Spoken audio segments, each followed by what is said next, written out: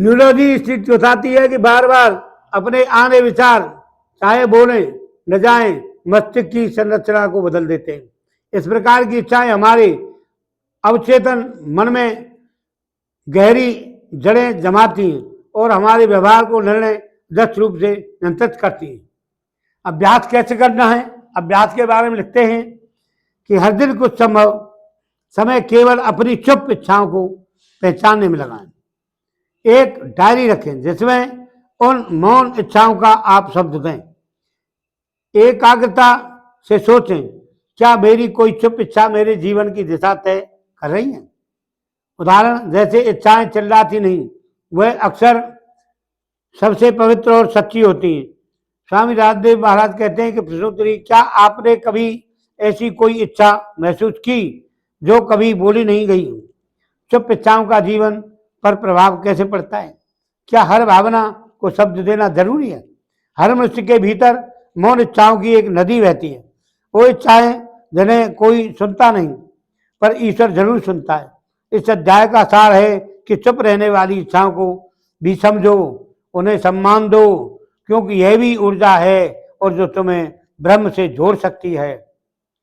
इच्छाओं का यात्रा प्रतिकूलता से पूर्णता तक। हर इच्छा अपने साथ एक यात्रा लेकर आती है।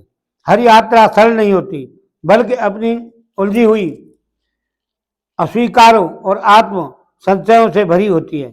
कोई भी इच्छा जब जन्म लेती है तो वह केवल एक विचार नहीं होती, वह एक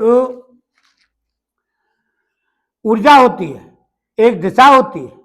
मनुष्य को उसके नियत की ओर ले जा सकती है। हम अक्सर सोचते हैं कि अगर कोई इच्छा पूर्ति नहीं हुई तो व्यर्थ ही, परंतु स्वामी रामदेव जी महाराज कहते हैं कि हर इच्छा पूरी हो यह जरूरी नहीं, हर इच्छा तुम्हें कुछ सिखाए यह जरूरी नहीं। प्रारंभिक क्षण इच्छा जन्म देती है, वह भी मासूम होती है, एक बच्चे की तरह। वह केवल चाहती है कि उसे समझा जाए। प्रारंभ में उसे लेकर रोमांचित होते, योजनाएं बनाते हैं, लेकिन जैसे जैसे समय बीतता है जीवन की सच्चाइयाँ, सामाजिक सेवाएं, आर्थिक पहचानें, पारिवारिक की इच्छाएं उसे बदलने लगती हैं। संघर्ष का चरण है, यह सब समय होता है। इच्छा यथार्थ टकराहट होती है और लोग इस मोड़ पर हार मान लेते हैं और कुछ लोग इसे अपने भीतर तप के रूप में स्वीकार कर आगे बढ़ते हैं। यही तप है, इच्छाओं को कर्म में बदलना, यही कर्म को जीवन की दिशा में देना है। वैज्ञानिक दृष्टिकोण से देखा जाए तो मनुष्य की मस्तिष्क संरचना ऐसी है कि जब कोई इच्छा बार बार दोहराई जाती है तो रेगुलर एक्टिविंग साइज सिस्टम को क्रिया कहते हैं, जो उस दिशा में अवसरों की पहचानना शुरू कर देती है।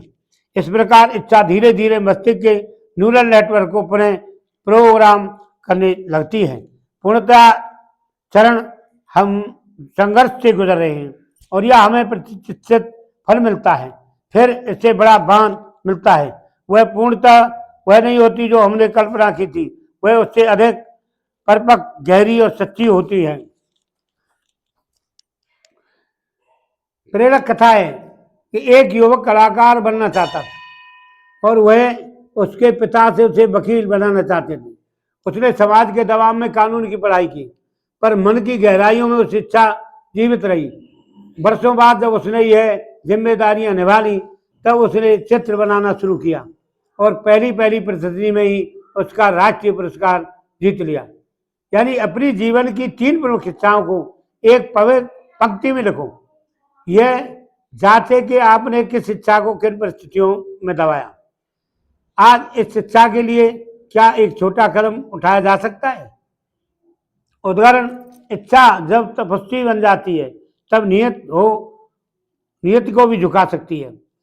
स्वामी राजदेव महाराज प्रश्न करते, क्या आपने कभी अपनी उसकी इच्छाओं को समाज से डर से दबा दिया है? उस इच्छा ने आपके भीतर क्या परिवर्तन किया? क्या अब भी आप उस दिशा में को कर सकते हैं? इच्छा केवल इच्छा नहीं होती, वह एक यात्रा होती है, आत्मा को पूर्ण तक ले जाती है। चाहे वह पूरी हो या नहीं, आपको जरूर पूर्ण बना देती है। यही इच्छा पूर्ति दर्शन का ग्रहण सत्य है। इच्छाओं को झुकाकर आत्मा को साक्षात्कार करना।